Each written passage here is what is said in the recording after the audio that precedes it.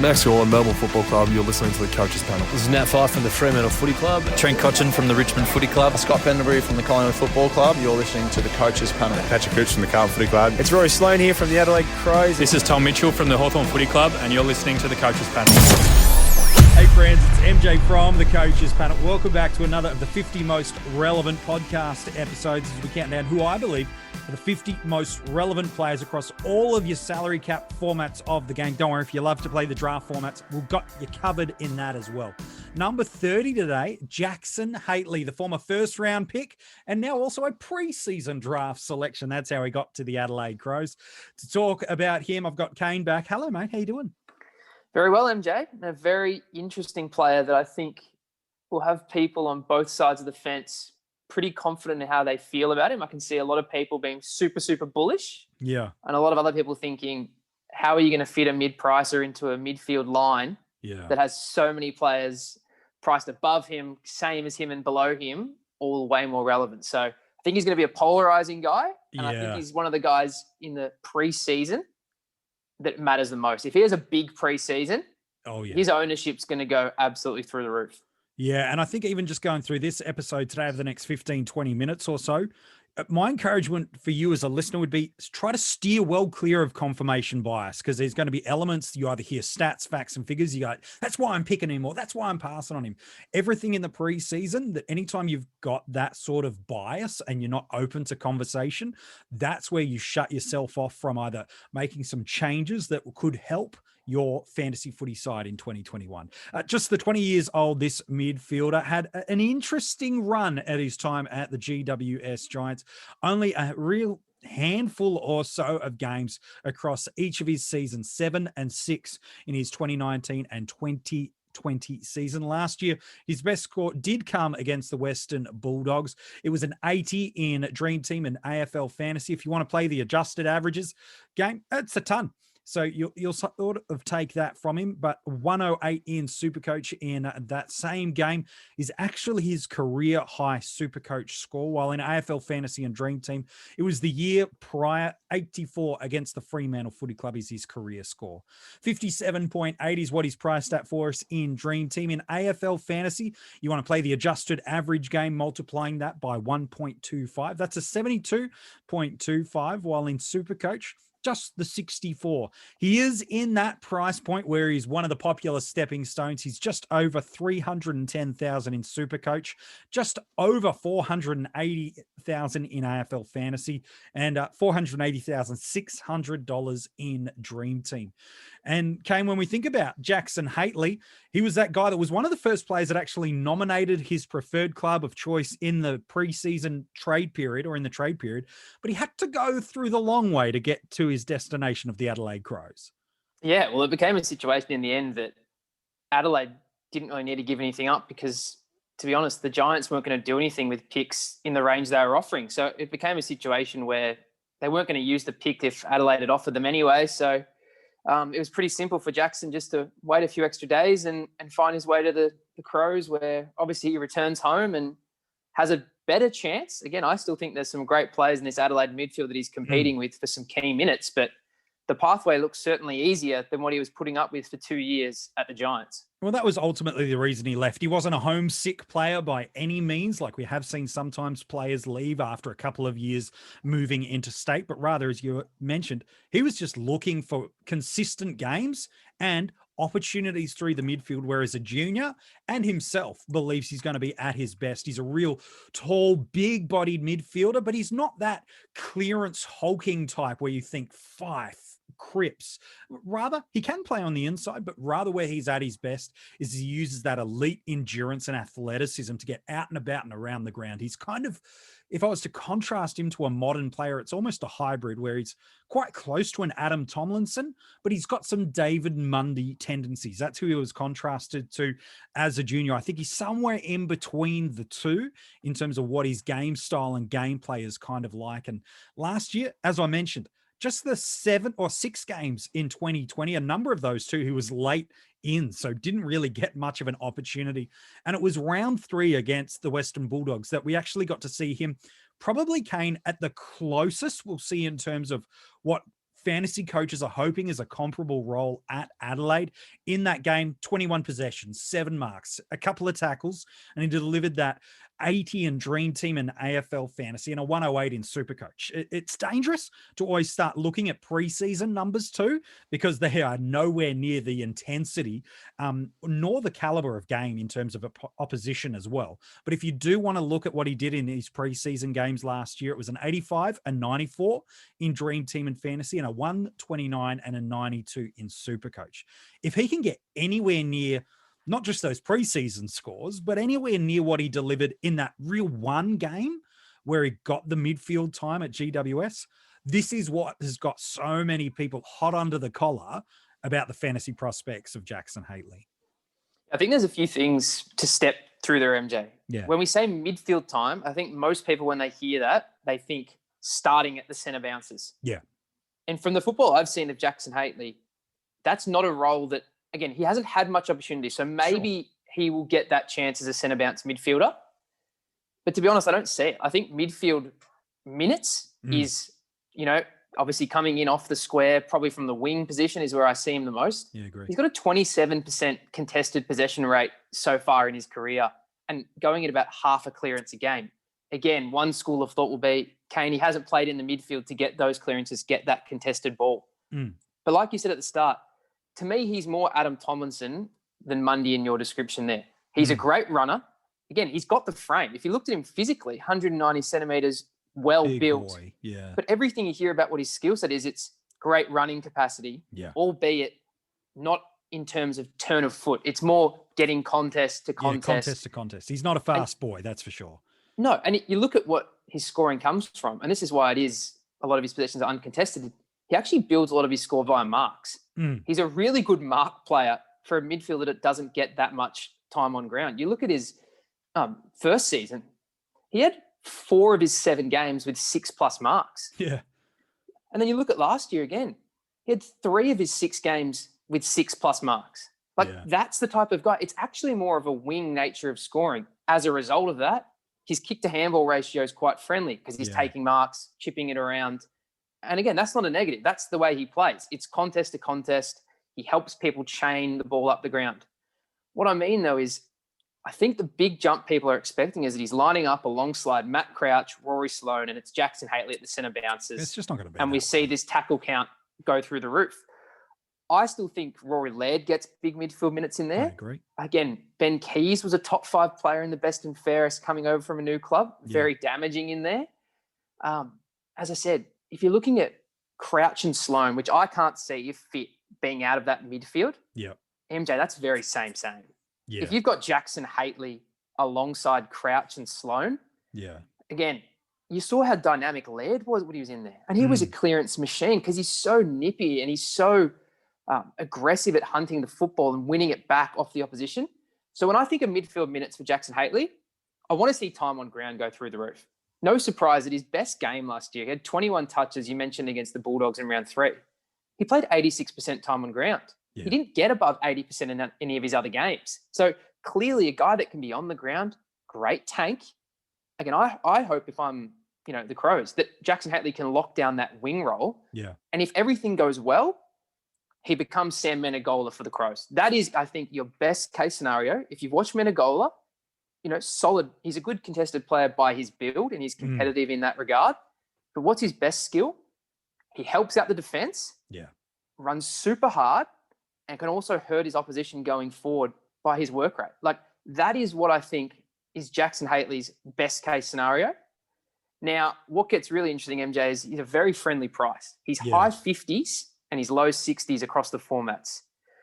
The trickiest part about a player at this price range and that average is what is your expectation that he will score and what is enough? For me, I think 20 points has to be the minimum. So he has to be touching the 80s. And I think that's okay because if he's doing 20 points, he's probably going to at least make 100K for you at that price range. Yeah. And 100K with some of the rookies we don't get or we will get, some of them are in and out, 100K isn't a given for a lot of players.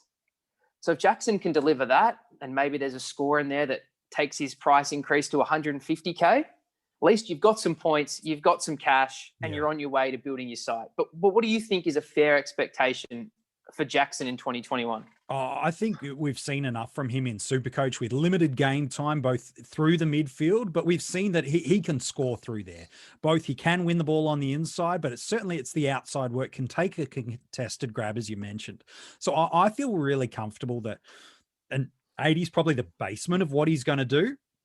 I don't see that 100 from him in SuperCoach either. I don't think that's within his capabilities just yet. I'd happily be proven wrong, but I just don't see that as his ability over the first 12 to 14 weeks. I think in AFL Fantasy and Dream Team, anything over 85 to 90, it probably does get to that stretch. Adelaide, while they have shown in that last month or so of football, a pretty fantasy-friendly game style, that kind of swarming wave that we saw GWS deliver in the 2019 grand final season, Nix was very much a fundamental part of that, has brought elements of that to the Crows. So I do see him playing a pretty fantasy-friendly role through there. But again, it's really hard for predominant outside players to build up a really high, consistent, big 105, 110 type of scoring. It really is the Hunters and the Gaffs. Even Menegola, who you mentioned, even in an adjusted season, wasn't quite at that peak territory as well. And so for me, I think if we can get an 80 out of him, he's got a perfect buy round for us, round 14, meaning he gives us that opportunity to run him right through to that multi-buy round if we wish, and then flick him to that guy that's at that right basement price after the buy. The other thing he does do for us, because of that pricing, is two things. One, he doesn't have to pop.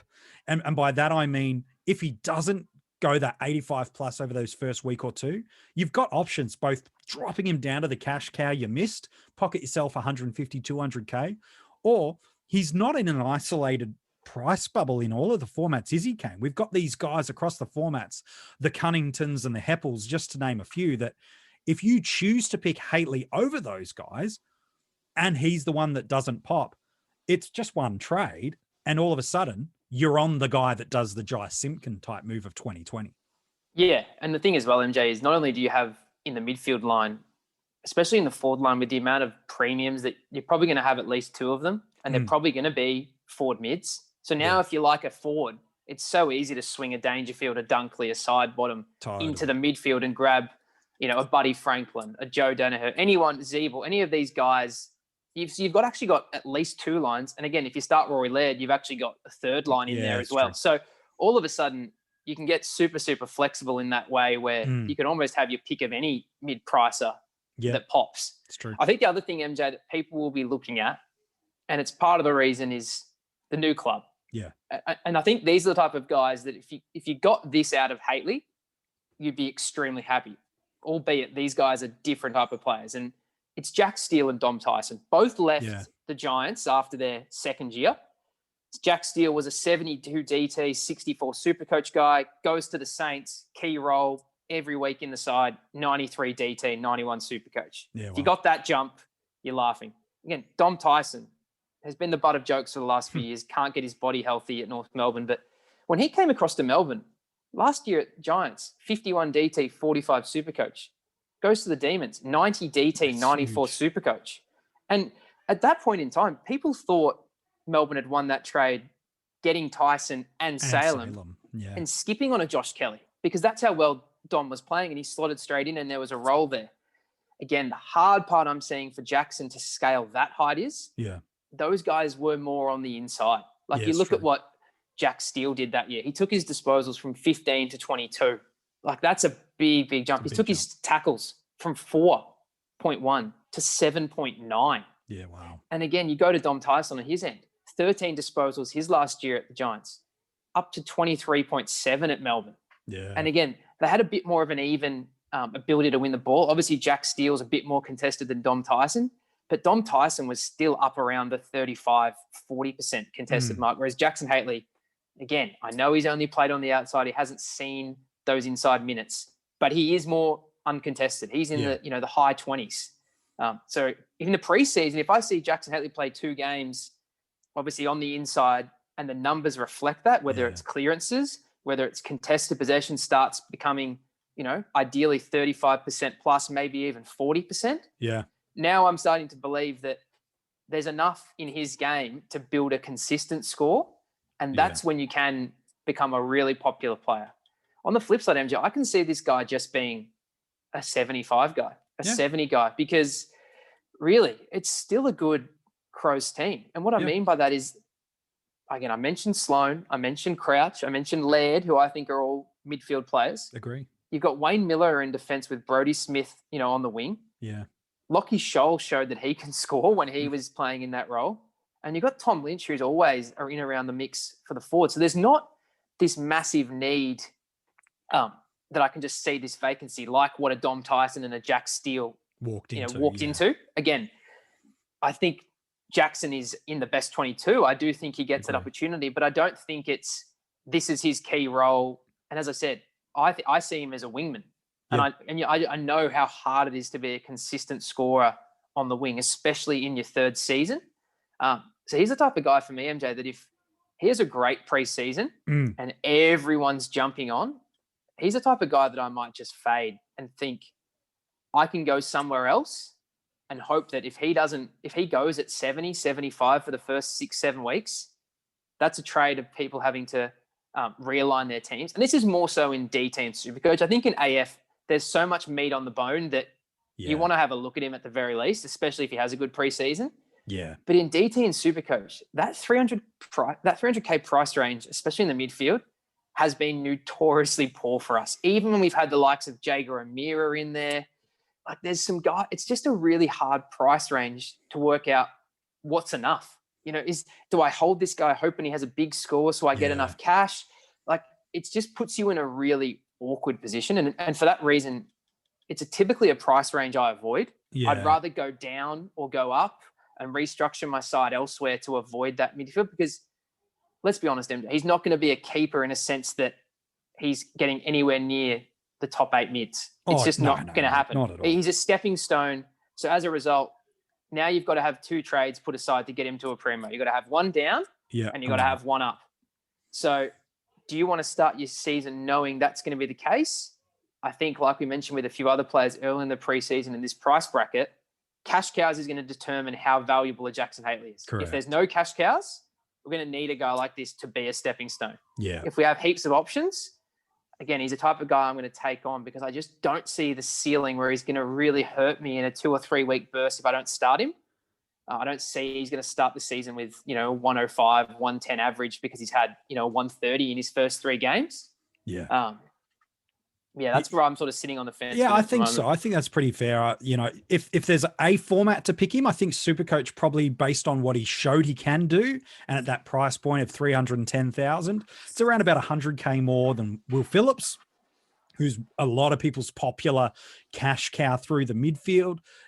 Do I think that Haley's got the potential to outscore him by 20 points a game? Yeah, I think that's pretty fair to be able to do that over that first sort of 8 to 10 weeks of the year. So definitely for me right now, I've got Haley in my SuperCoach and my AFL fantasy sides. In Dream Team, look, he's 100K more than a Dyson Heppel. And if they're both fit and firing heading into round 1, based on what Heppel's been able to do for us, again, I know he's got some injury concerns in the preseason already. I know where I'd probably choose to prefer to invest my cash through there. So look, he's got a nice buy round. He is locked inside that Crows best 22. If he can get off to a flyer, he'll make you some cash really, really early. But I think you're right. The amount of cash cows we get heading into round 1 and the type of scoring he plays and delivers through the preseason, they're going to be the 2 key things that determine what his ownership percentage is like heading into round 1. What fascinates me though, is where does he go in drafts? Because guys like this notoriously get that extra pop in drafts from the salary cap community where there's that hype. And so he's probably not the guy that I'd feel comfortable drafting on the field for me. But if there's enough preseason hype about him, there could be some coaches and some leagues that really reach for him. I don't want him as an on-field starter. Ideally, I don't see that as where I want to draft him. But I can see some leagues jumping for him in the early teens and picking him as an M6 or an M7, which just feels too early for me. Where do you think he's going to go in drafts, and where would you be happy picking him, Kane? I think they're two very different things, MJ. I think he's the exact type of guy that's a hype guy. Yeah. And if we just stick on single season, because I do want to talk about keepers, because I think definitely. he's one of the players in the 50 that does warrant that discussion. I think you're spot on. I think if he has a good preseason, someone's going to get that expectation that he is 95. Yeah. Which is crazy enough. You sort of have to get to that range if you're playing 7 mids. Like, you have to be challenging the 90s to even be relevant on the field. Again, for me personally, I don't think I could ever be the one to pick him, because I sort of see the ceiling at 85. So really, like, it's so far down the pecking order in what I'm going to try to do in my midfield line. Like, I like to have a couple guys in reserve in the midfield that are proven 90 plus as my 8th and 9th, because as we spoke about on previous podcasts, I'd rather get all the forwards late and just cycle them through. And we know every year there's forwards and backs that come off the waiver wire that no one expected to be in the top 50 forwards or backs that pop. Whereas we always say that midfielders, it's just not like that. If you need to go to the waiver wire for a midfielder, you're lucky to get 75, 80. So again, it only takes one person to really like Haitley. Yeah. And I think with his junior numbers, with his new club, and again, if we get some preseason games, especially depending how close you do your draft to one of his performances, if he pops a 110 in the preseason, we'll get out of control and it would be way over the top. So again, I've got the bar at 85, so I'd just be putting him in a single season with guys in that similar nature, which it's bench cover at that point. It's probably your second bench mid, really. In keepers, again, the stock price is going to go up and down wildly on this preseason. If you're an owner and he has a massive preseason game and you think you're in contention this year, I think you can very easily turn him into a 95 mid that has 3 to 4 seasons left in the league. I think you can do that pretty comfortably. Like, there's a few guys in that, 29, 30 range where you can sort of, get your hands on a player that I think you're going to get at least 10 points of upside a week on, because there's always love in keepers, MJ, for young players, especially when they enter their 3rd year. Yeah. So I think it's actually a better time to be selling Jackson Haitley than buying, because I think if you're buying, the person selling him he's going to be probably 85 plus this year. Yep. And then he's going to be 95 plus for probably the next 6 to 7 to 8 years, they're thinking. Yeah. And look, maybe it's somewhere where you get aggressive, because I agree. I think now's the time to sell Jackson Haitley. Again, trading any young player that does have some fantasy tendencies, which he does, always littered with, a bit of hindsight where you just feel like an absolute goose step. But I'd actually be targeting someone like a Stephen Cornelio. Now, you might not get in a straight 1-for-1 sort of trade, but he's the kind of guy I'd go for, which is had a disappointing couple of years. Injuries have impacted his perception in the fantasy footy community, but we know that he's that 100 guy when fit really safely.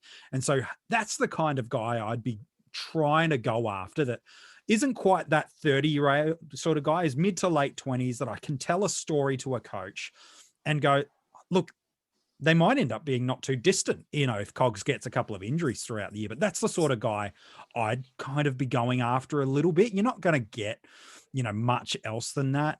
Maybe it's I think a Luke Parker's a type of guy as well, MJ, Parker. at that age that you're probably thinking, Luke's going to be turning 29 this year. Yeah. So what are you hoping for a guy that's played a lot of footy in the inside mid role? Maybe you're thinking that, in 2 years' time, they're probably going to overlap and Haitley's probably going to be a better scorer than Parker. So if you're in the mix, and again, he's also the type of guy that if you're really going to push this year, now all of a sudden you can start looking at the Travis Boakes, the Scott Pendleburys, the Tom Rockliffs. Like, if you really want to go all in, like, there are some guys he can get you there. You can get some guys that are right now, right here, right now. Josh Kennedy, he's a guy that you could get Kennedy and Rockliff, I'd say, in most leagues for Haitley. Yeah, if you're really pushing and they're at a point where they want to rebuild, like, Josh Kennedy's not going to do anything for those guys if they're 2 years away. Whereas right now, you need a guy like Josh Kennedy, and he's your 8th, 9th mid in a keeper league. Like, that's where I think you want to be the coach that's contending with Haitley. Yes. And then you're going to try to find a dance partner to move him onto, because, again, I still think you're 2 years away. Or, sorry, I should say the 2022 season is probably where I see him being a consistent starting 7 mid in most leagues. Yep.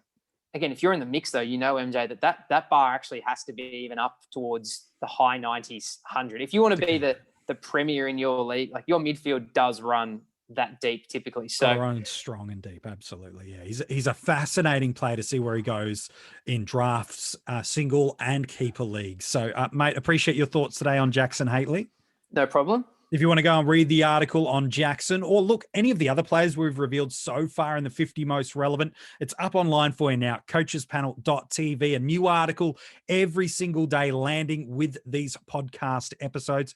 If you love these podcasts and you want to get early access, well, you can do that by joining our Patreon supporter group. If you can't, that's okay. Why don't you jump on iTunes, make sure you're subscribing, following, give it a nice 5-star rating along the way, because tomorrow we hit the numbers even deeper of the 50 most relevant. We're getting real close now, my friend, to entering into the halfway marker. The 30s, they are now done and dusted. Tomorrow, we hit the number 29. Here's a clue. And I haven't done a clue for a while on these episodes, like one that makes me not look like a jerk. So here's one for you. The player coming tomorrow is based at Jackson's former club. Which Giant are we talking about? Tell you tomorrow.